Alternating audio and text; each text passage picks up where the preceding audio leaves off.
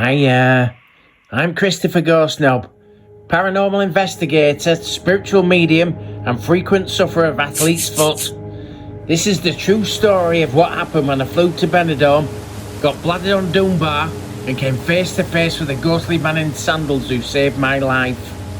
This is Christopher Ghostknob presents The Haunted Zip of Benidorm. I hadn't planned to go to Benidorm, but things at home had become tense. My neighbour Yusuf had started accusing me of spying on his wife again. I swear down though, on my nan's eyes I wasn't. I was just looking over the fence because I thought I saw Ross Kemp. From certain angles she looks exactly like Ross Kemp. And if Ross Kemp was hanging out in your neighbour's paddling pool, you'd look too. Is that Ross Kemp? It all got a bit much. Yusuf threatened to smash me aura, so I booked a flight to Benidorm for peace, sun, and a few spiritual resets.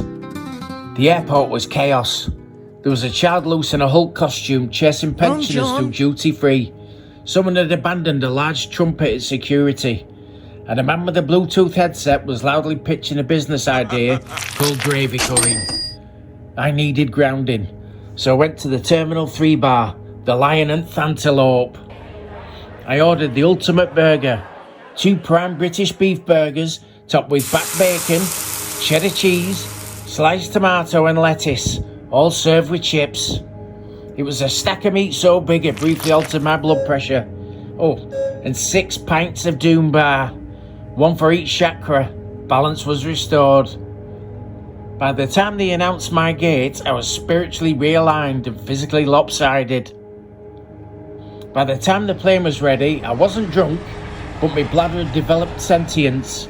It was furious, bulging and trembling. It wanted release more than I've ever wanted anything in my life. I landed in Benidorm just as the sun was declaring war on skin. I was staying at a little Airbnb, allegedly 5 minutes from the beach. It wasn't though. It was behind a crumbling spa shop and next to a nightclub called Juices. I wandered the back streets in a Dunbar daze. I passed Morgan's Tavern, haunted by Hindu's past. I passed Tiki Beach, its speakers blaring out the Macarena like a warning. I passed a man in full leather, walking a lizard, but I couldn't find the flat. What are you looking at? My bladder begged for mercy. I clenched, I limped, I prayed. I considered weeding a decorative fountain, but remembered the cautionary tale of the wee ghost of Alicante, a man who tried it and hasn't been able to stop weeing since. Finally, I found the Airbnb. The door was stuck, the fan was broken, and there were ant traps in the fridge. But the toilet was a throne of salvation. I made it just in time. The relief was spiritual.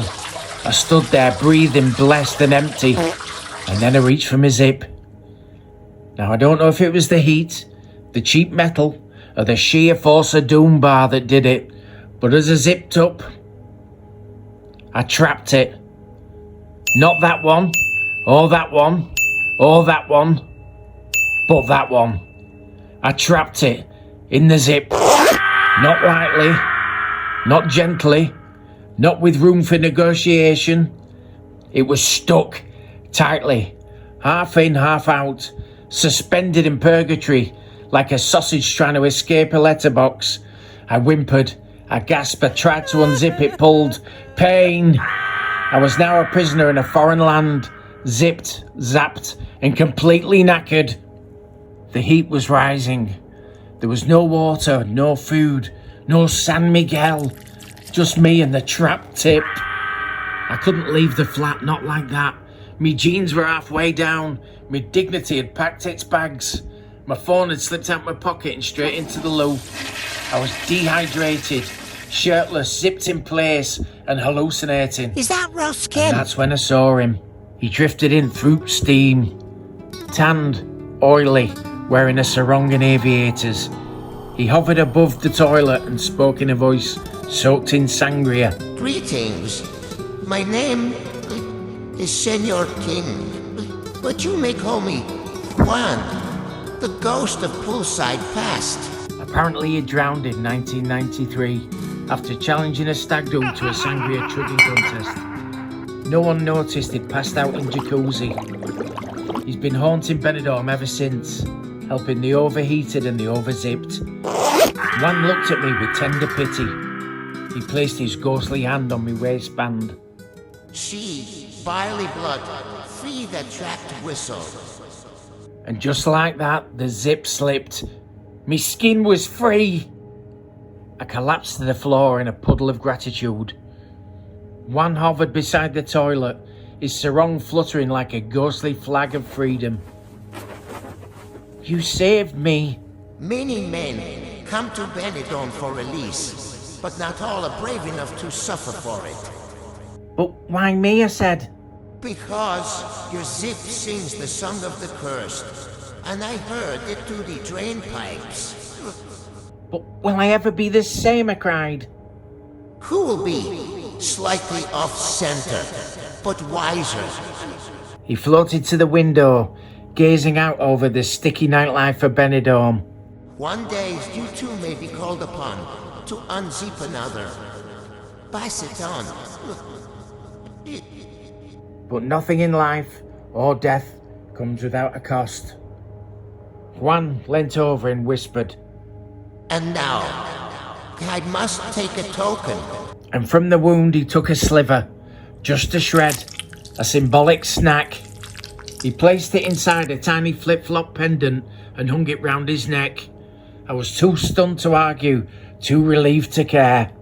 I wrapped the injured area in duct tape and a souvenir sock from duty free. The fan started working just long enough to blow my receipt into the bidet. With a gust of wind that smelled like barbecue Pringles and expired sun cream, Juan vanished, leaving behind only a flip-flop print on the tiles and a faint echo of the Macarena from the club next door. I limped to a chemist. They didn't sell plasters, but they did sell a cream called El Carmazon. I bought 2 tubes, one for now, one in case it ever happens again. So let this be a warning to all those who fly to Benidorm under the influence of Doom Bar. Always hydrate, always locate your zip before committing to it. And if you ever feel a breeze whisper your name in a nightclub toilet, know that Juan is watching. Good night. Siempre estuviste ahí.